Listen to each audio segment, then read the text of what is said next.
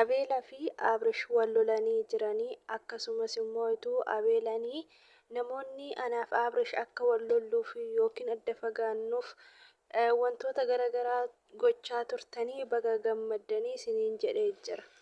Akkasuma abeeladhaa namni hin beekamne dhiira ta'ee dubara ta'ee namni hin beekamne tokko 500,000 akkaawuntii isaa irratti galchee Abrish irraa fagaadhu naan jedhee abeelaan jechuudha. Namuma kamiidha kan 500,000 irraa hafeetu namaa galchee bilurraa fagaadhu namaan jedhu kun.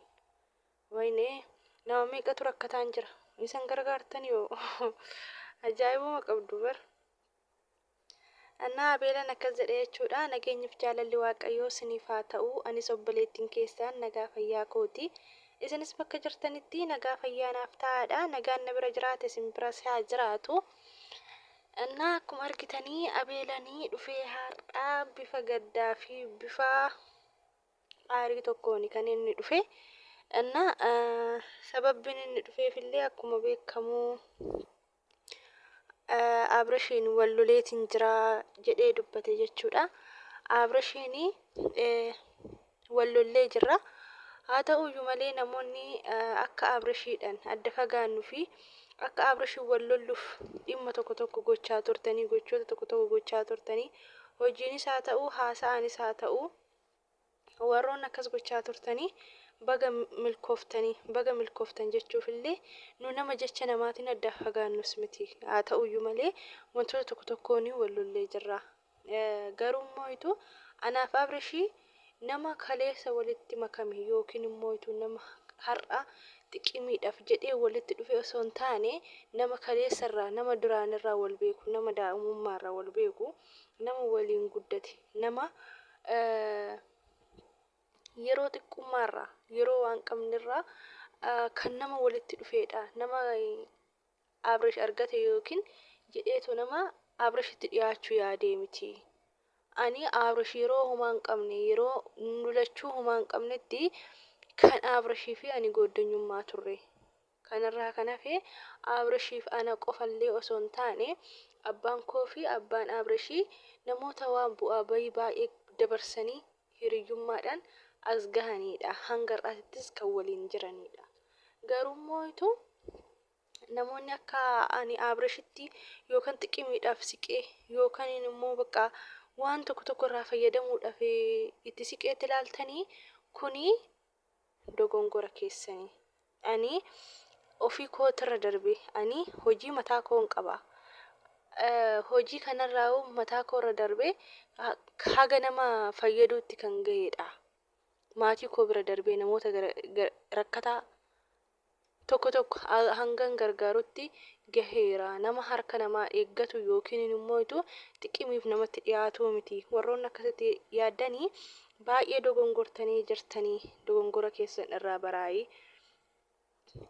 Anaaf Abrishii nama daa'imummaarraa waliin guddate nama bakka isa gadaantummaa keessa turre hin jiraame nama duwwaarraa ka'ee waliin turreedha malee nama xiqqimiidhaaf har'a yookaan kaleessa wal barree miti. Nama daa'imummaarraa waliin guddatee fi wal bareedha. Akkasumas immoo nama uffata wal jijjiiree waliin guddateedha. Nama caammaa walirraa ergifatee uffata walirraa ergifatee wal qaqayyaree uffatu turre. Gooddanyummaatu Abrishirraa akka hin siqne na taasisee na dirqisiise malee xiqqimii miti. Namoonni akkasitti yaaddanii. Garuu immoo namoonni tokko sababa hermeellaa ta'e jedhee yaada malee sababa tokko malee akkamittiin 500,000 namni akkaawuntii namaatirratti galcha. Akkaawuntii namaatirratti illee hin galchu jedhee yaada. Maaliif jennaani sababa ani hermeelladhaan wal argisiise jettanii yaaddaniif hoo ta'e. Akkasis kan yaaddanoo ta'e ani hermeellaa fi Abrishiin sababa ittiin wal agarsiiseef qaba. Haa ta'uyyuu malee isa sanillee wal argisiisedha. Garuu immoo kan akka isaan walitti dhufaniif yookaan walitti dhufeenyi isaanii babal'atu taasise anaa miti. Ana osoo hin taane isaan mataa isaaniitiidha. Walitti dhufeenyi isaanii akka bal'atu kan ta'e sababa isaan lamaanii qofa malee anaa miti. Ani kana itti wal agarsiiseef yaanni koo waan biraa. Erga sanii yaanni faxarame waan biraati. Innaa warroon immoo ituu 500 kan akaawuntii koo irratti galchitanii osoo kan namoota dadhabaa, namoota rakkataa fi namoota beela'aa karaarra jiranii akkasuma namoota harka namaa eeggatanii osoo gargaartanii natti tola ture. Ani nama rakkataas miti, nama ofirra darbee nama gargaaruu danda'udha. Nama hojii baheensa qabudha. Nama hojii bareedaa qabudha. Malee nama harka namaa eeggatu yookiin immoo ituu kan namarraa nyaatu miti. Ani nama xiqimiif namatti dhiyaatee miti. Akkasuma immoo ani nama xiqimiidhaaf Abreeshitti dhiyaatee miti. Nama daa'imummaa waliin guddatee dheera deddeebi'ee dubatee jechuudha. Nama caammaa walirraa ergifatee, nama uffata walirraa ergifatee waliin guddateedha malee nama xiqimiif kaleessa yookiin har'a walitti dhiyaatee miti. Anaaf Abreesh duraan irraa namoonni akkasitti yaaddanii hin jirtan jedhee waan yaadee kan kana jechuun na barbaachise. Innaa kanaafuu warroonni akkasii suni hin dogongorinaayii. Ani Abreesh irraa fageenya koon barbaade yookaan immoo namni akkana godhi yookaan namni akkas godhi jedhee miti kan Abreesh irraa na fageessu. Nama ijoollummaadhaan hiriyyummaa wal biraa qabu.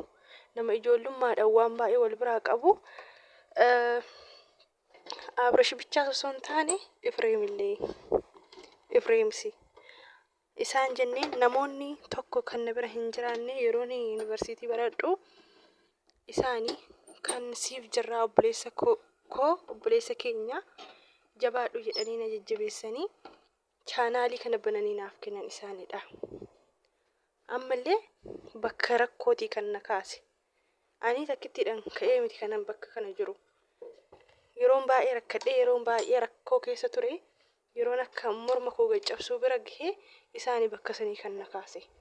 Ani nama ulataas dagatuu miti, garuu immoo nama xiqqimifitti dhiyaatee miti jedhee jechuudha. Innaa erga akkas ta'ee sababa 500 si ergan kanaafi kan addaa fagaachuu yaaddanii. Innaa nama jaalala wal biraa qabu nama kamiyyuu jaalala dubaraaf dhiira qofa miti.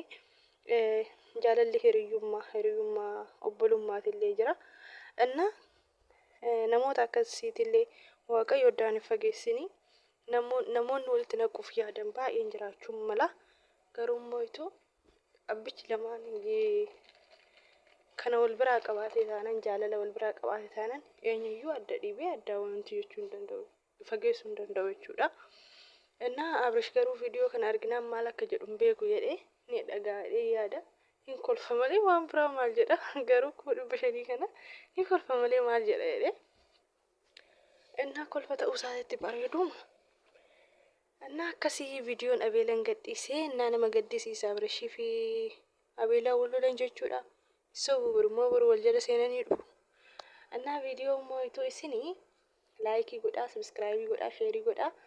Innaa hanga Abreesh immoo anaaf Abeelaa waliin lollee hiriyyaa kiyyaa hanga jedhee dhufee dubbatutti isin immoo sheer godhaa hanga isinii jira. Innaa hanga viidiyoo biraatiin deebi'utti nagaan naaf turaa. Baay'ee.